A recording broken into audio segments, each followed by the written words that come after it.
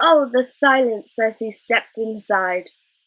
Every single person in the parlour was gaping, mouth open, eyes wide, and when they saw what the stranger was pulling behind him, a little sledge with something wrapped in canvas, more than one crossed themselves and stood up in fear.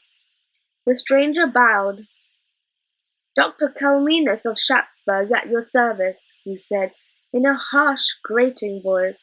"I have come a long way tonight, and I am cold. A glass of brandy." The landlord poured it hastily. The stranger drained it at once, and held out the glass for more. Still nobody moved. "So silent," said Dr. Kalmenius, looking round mockingly. "Might think one had arrived among the dead." The burgomaster swallowed hard, and got to his feet. "I beg your pardon, Dr. Kalmenius, but the fact is that—" and he looked at Fritz, who was staring at Dr. Kalmenius with horror. The young man was as pale as the paper in his hand.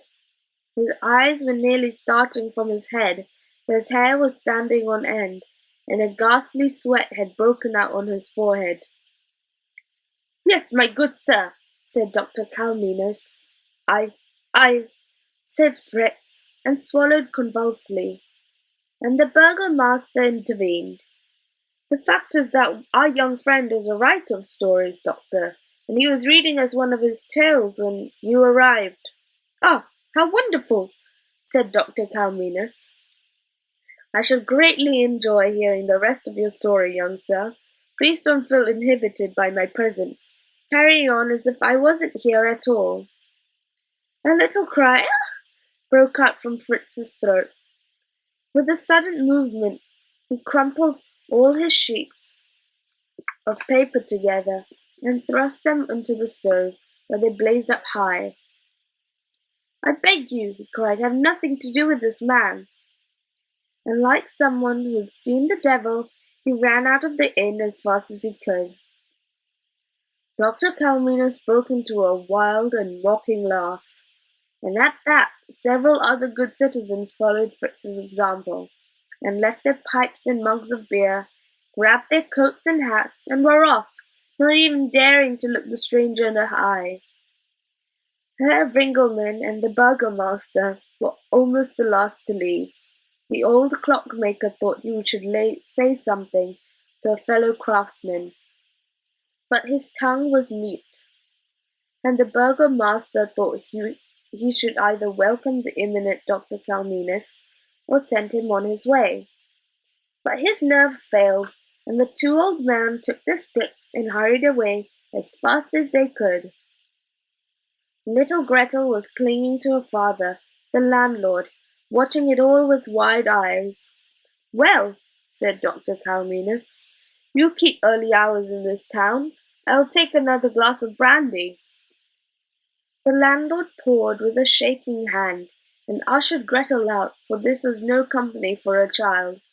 Dr. Kalmenius drained the brandy at once, and called for yet another.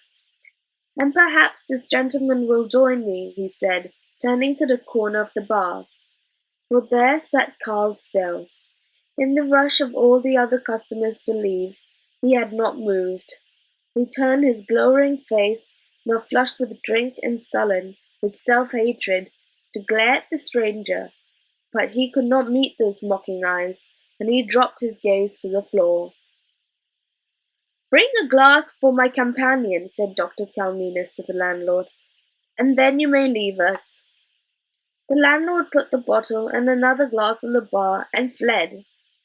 Only 5 minutes before, the parlour had been full to bursting, but now Dr. Kalmenius and Karl were alone, and the inn was so quiet that Karl could hear the whisper of flames in the stove, and the ticking of an old clock in the corner, even over the beating of his own heart.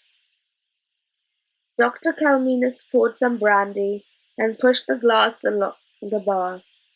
Karl said nothing. He bore the stranger's stare for nearly a minute, and then he banged his fist on the corner and cried, "God damn it! What do you want?" "Of you, sir. I want nothing from you. You came here on purpose to jeer at me. To jeer at you? Come, come, we have better clowns than you in Sharpsburg. Shall I come all this way to laugh at a young man whose face shows nothing but unhappiness?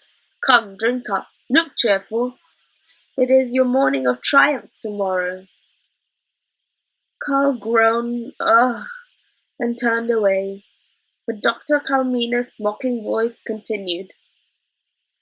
Yes, the unveiling of a new figure for the famous clock of Glockenheim is an important occasion.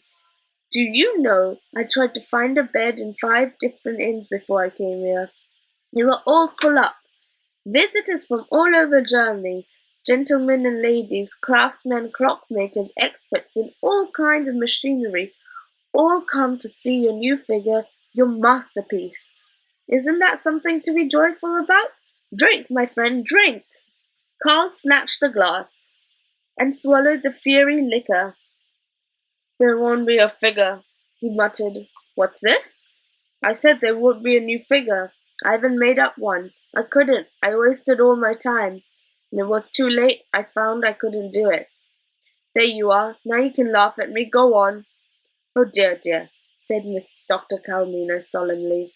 Laugh? I wouldn't dream of it. I've come here to help you. What?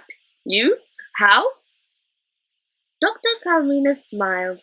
It was like a flame suddenly breaking out of an ash-covered log, and Carl recoiled. The old man came closer. You see, he said, I think you may have overlooked the philosophical implications of your craft.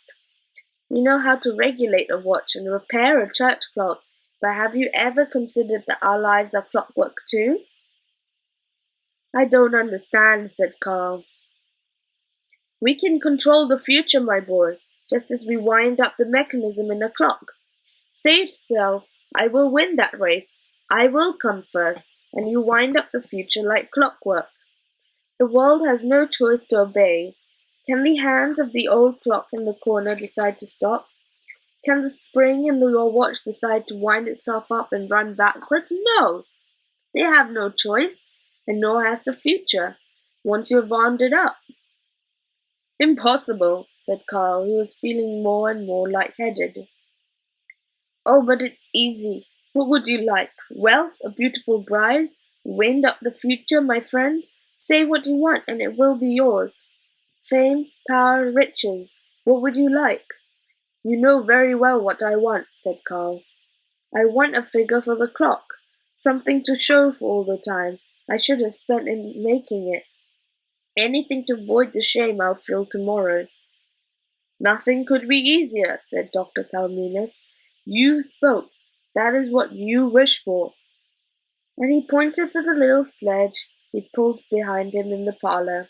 The runner stood in a puddle of melted snow, and the canvas cover was damp. What is it? Said Carl, who had suddenly become very afraid. Uncover it. Take off the canvas.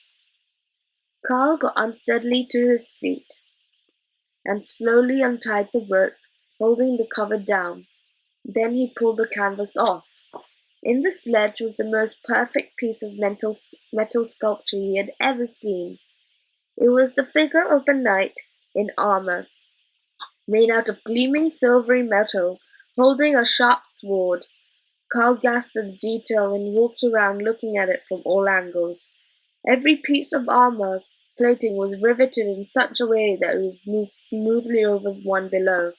And as for the sword, he touched it and drew his hand back at once, looking at the blood running down his fingers. It's like a razor, he said. Only the best will do for Sir Ironsoul, said Dr. Kalmenius. Sir Ironsoul, what a piece of work! If this were in a tower among the other figures, my name would be made forever, said Carl bitterly. And how does he move? What does he do? He does work by clockwork, I suppose. Was there some kind of goblin in there? A spirit or a devil of some kind? With a smooth whir and a ticking of delicate machinery, the figure began to move. The knight raised his sword, turned up his helmeted hat to look for Carl, and then he stepped off the sledge and moved towards him. No, what's he doing? Said Carl in alarm, backing away.